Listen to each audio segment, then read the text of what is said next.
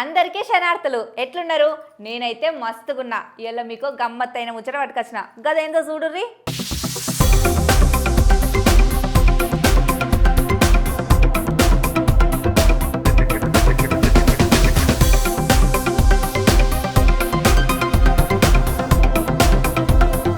ఇవాళ మా మమ్మీ జరా ఖర్చులు ఎక్కువ ఉన్నాయి బిడ్డ, పైసలుంటే పంపరాదే అన్నది. సరే మమ్మీ పంపుతా అని చెప్పిన. మరి నువ్వు హైదరాబాద్లో ఉంటివి, నేనేమో ఇంట్లో ఎన్నో ఉంటి, ఎట్లా పంపుతావు? బ్యాంకులో ఎత్తవా పోయి తెచ్చుకుంటా అన్నదుల్లా. ఏ బ్యాంకులకు పోవడెందుకు మమ్మీ, ఫోన్లో పంపుతా అని చెప్పిన.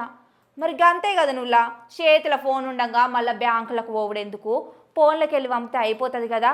గీ ఫోన్లా పైసలు కొట్టుడు వచ్చిన సంది బ్యాంకులకు పోవుడు, ఆడ గంటలు గంటలు నిలబడు, ఇవన్నీ మస్తు తప్పినాయి కదా.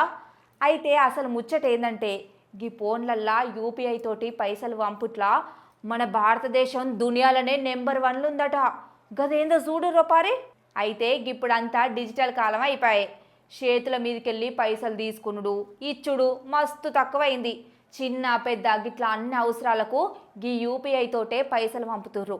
ఇప్పుడు మన దేశంలో స్మార్ట్ ఫోన్ వాడేటోళ్ళు ఎక్కువయ్యిర్రు. ఇక ఇందుకు తగ్గట్టే ఆన్లైన్ చెల్లింపులు కూడా మస్తు పెరిగినాయి. ఇక ఇవి ఎట్లా పెరిగినాయి అంటే, యూపీఐ లావాదేవీలల్లా దునియాలనే ఇండియా నెంబర్ 1గా నిలబడ్డది. ఈ ముచ్చటను ఇంటర్నేషనల్ మానిటరీ ఫండ్ అనే సంస్థ చెప్పింది. ఇక ఇప్పుడు మన భారతదేశం యూపీఐ చెల్లింపులతోటి దునియాలనే అగ్రస్థానంలో ఉందట.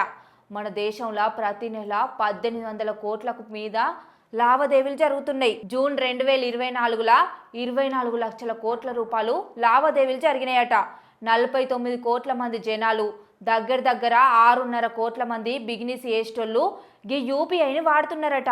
675 బ్యాంకులు గీ యూపీఐ సేవలను అందిస్తున్నాయట.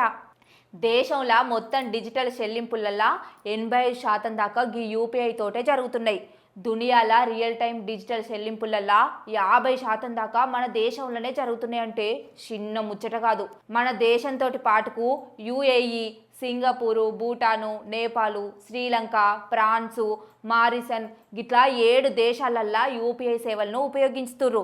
బ్రిక్స్ సభ్యత్వ దేశాలకు కూడా యూపీఐని అందుబాటులోకి తీసుకురావాలని రిజర్వ్ బ్యాంకు చూస్తుందట. ఇక ఇవి బాగా భద్రంగా మళ్ళా జల్దీ లావాదేవీలు అవుట్లా యూపీఐ చెల్లింపులల్లా జనాలల్లా ఇంకింత పేరు పొందినాయి.